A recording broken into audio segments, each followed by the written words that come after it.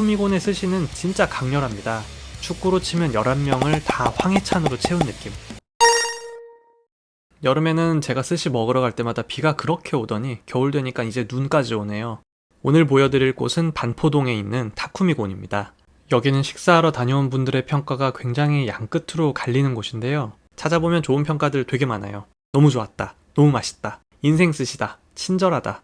그런데 가끔씩 이런 평가도 있습니다. 너무 별로다. 먹기가 부담스럽다.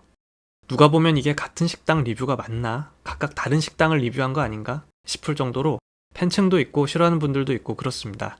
대체 무슨 맛이 어떻길래 이렇게까지 평이 갈릴까? 저도 너무 궁금했고 옛날 속담에 보면 호기심이 고양이를 죽인 아무튼 제가 타쿠미곤에서 보고 먹고 경험한 것들에 대해서 제 개인적인 의견들을 남겨볼게요. 타쿠미곤은 현재 런치 15만원, 디너는 30만원. 저는 런치를 먹고 왔습니다. 런치의 경우에 앵콜 포함해서 11점, 12점 이 정도 되는 것 같고요. 런치에 나오지 않는 좀 특수한 스시들 몇 가지는 비용을 따로 내고 추가 주문을 할 수가 있습니다. 굴 스시랑 연어알 스시가 있는데 가격이 3만원입니다. 좀 비싸죠. 사실 추가 주문만 비싼 게 아니고 런치 15면 청담에 있는 대부분의 하이엔드 스시집에서 점심을 먹을 수 있는 가격입니다. 근데 타쿠미곤은 반포동에 있다고 말씀을 드렸죠. 청담에 있는 건 아니지만 우리 가게의 스시는 업계에서 최고 수준이다. 이런 프라이드가 가격에서부터 느껴진다고도 할 수 있습니다. 실제로 타쿠미곤은 일본 정통의 스시라고 할 수 있는 에도마의 지시를 재현한다. 이렇게 식당을 소개하고 있습니다. 너무 어려운 말이 나왔다. 그죠? 에도마의 지시. 혹시 들어본 적 있으신가요? 이거 들어보셨으면 보통 내기는 아니신데 에도마의 지시가 대체 뭐냐? 타쿠미곤에 대해서 설명을 하려면 이거부터 먼저 얘기를 좀 짚고 가야 될 것 같아요. 에도마의 지시는 스시 역사를 이야기할 때 반드시 나오는 말입니다.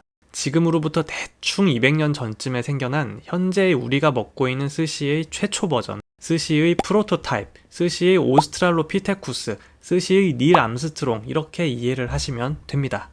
요리사가 밥에 생선을 얹고 손으로 쥐어서 주는 초밥. 이 역사가 이제 200년 남짓 된 거죠. 이때의 초밥은 밥도 생선도 엄청나게 시고 짰습니다. 왜냐하면 썩으면 안 되니까요. 김치 담글 때 절임 배추를 쓰는 것처럼 절임을 정말 빡세게 했어요. 그리고 초밥의 크기도 어마어마했습니다. 정말 거의 주먹밥 사이즈로 나왔어요. 다들 회전초밥 가보셨죠? 거기 보면 초밥이 한 접시에 2개씩 올라가는 거 혹시 기억나시나요? 이게 원조 에도마의 지시는 크기가 크다 보니까 한 번에 먹기가 힘들었고 그래서 먹기 좋게 그걸 반으로 잘라서 냈던 게 남아있는 흔적이다. 이런 썰도 있습니다. 자, 그러면 이제 여러분은 에도마의 지시가 어떤 스시인지 대충 다 아시게 됐습니다. 발효 숙성을 하느라 소금이나 식초로 세게 간을 하고 스시 한 개의 크기가 아주 큰 스시다. 여기까지. 근데 사실은 현재 존재하는 이렇게 생긴 스시들은 다 에도마의 지시에서 전해져 내려온 겁니다. 심지어는 회전초밥이나 마트초밥도요.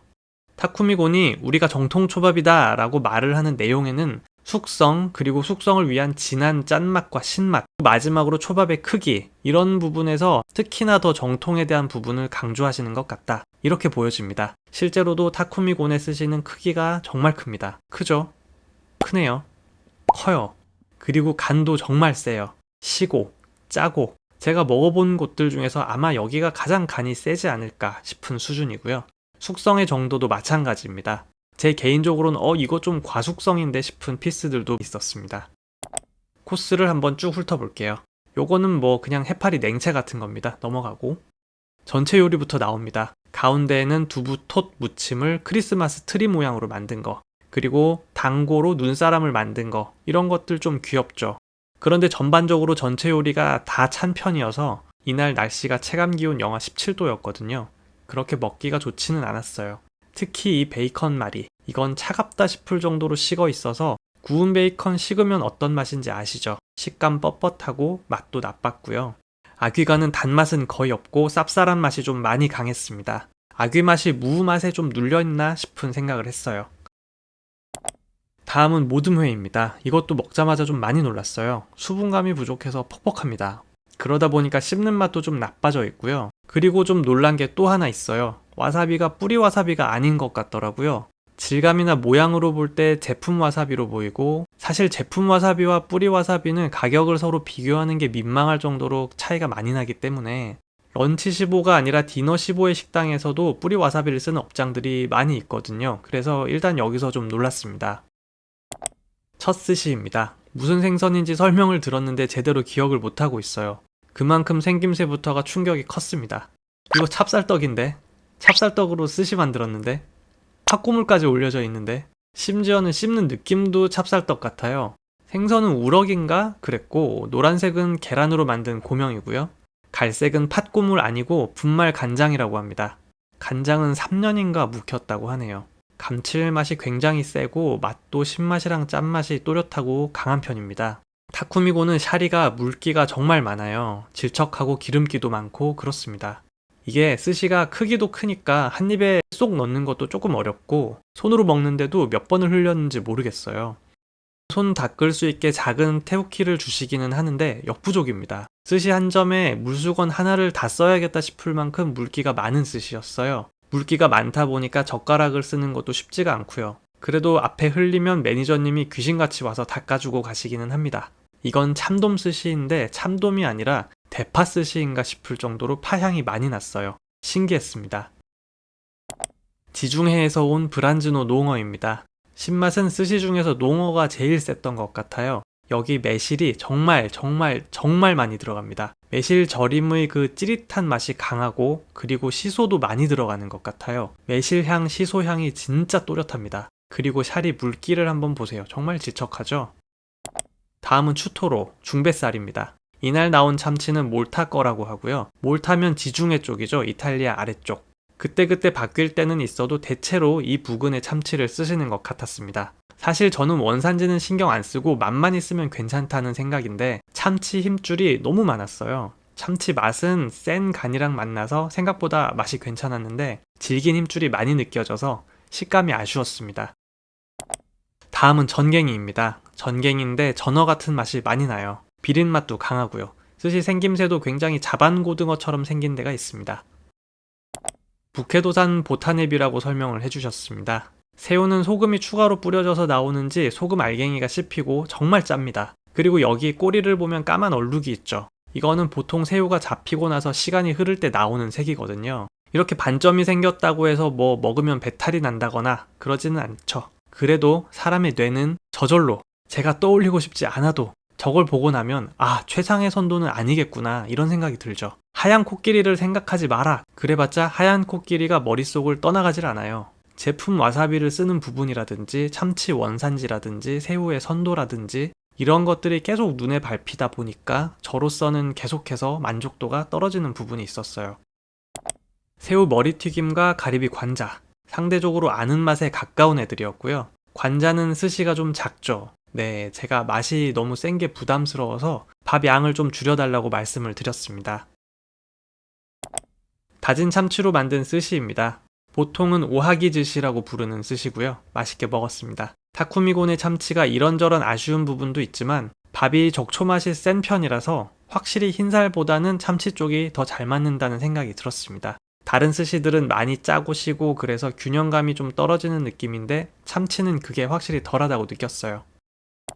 고등어는 2년 정도 숙성됐다고 설명을 해주셨습니다. 여기서 또 잘 이해가 안 가더라고요. 고등어가 정말로 2년을 숙성을 할 수 있나 하는 부분인데 이걸 지금 설명을 시작하면 너무 길어질 것 같고 다음 기회로 미뤄놓겠습니다. 암튼 짧게만 정리를 하면 2년간 냉동을 하신 거면 그래도 납득을 할 수는 있는데 근데 또 그 냉동 기간을 숙성이라고 부를 수 있나? 그게 좀 의문이 들고요. 왜냐면 일반적인 냉장 숙성을 하면 한 달은커녕 10일도 아슬아슬하거든요. 이게 또 자칫하면 제가 질문을 드리는 게 신뢰가 될 수도 있는 부분이라서 여쭤보지를 못했어요.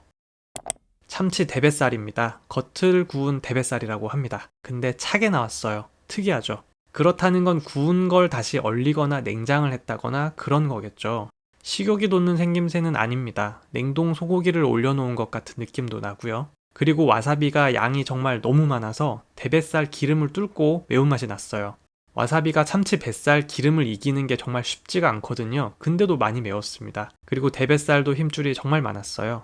입에서 한참 동안 힘줄이 여러 개 남아있는 식감입니다.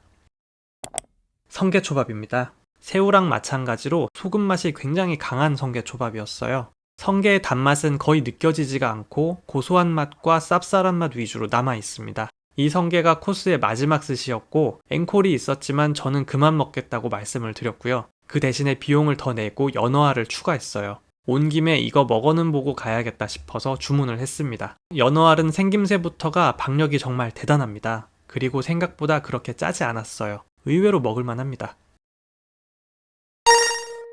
타쿠미곤의 스시는 진짜 강렬합니다. 축구로 치면 11명을 다 황희찬으로 채운 느낌.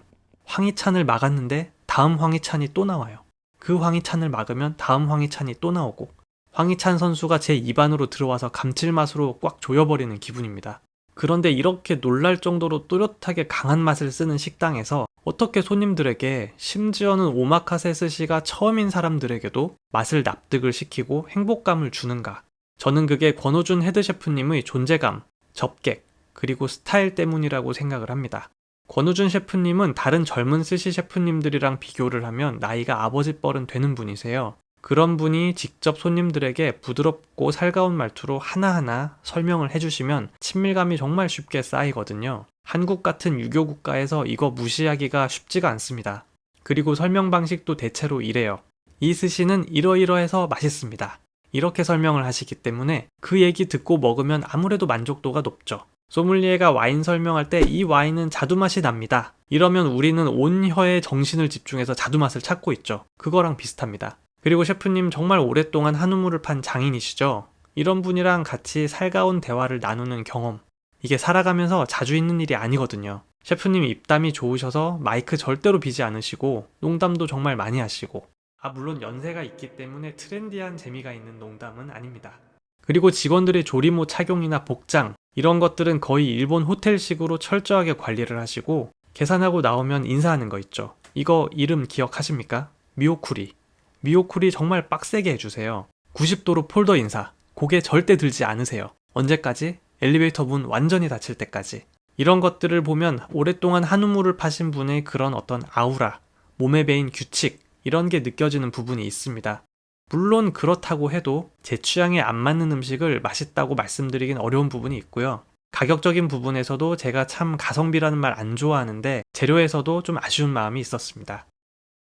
저는 여기서 식사를 마치고 나서 식사 내내 초장으로 만든 스시를 먹은 것 같다고 생각을 했어요. 당연히 스시에 초장은 한 방울도 안 들어갔죠. 그치만 초장이 주는 그 이미지, 짜고 달고 시고 감칠맛 많은 그 이미지가 이곳의 스시랑 정말 많이 겹치더라고요.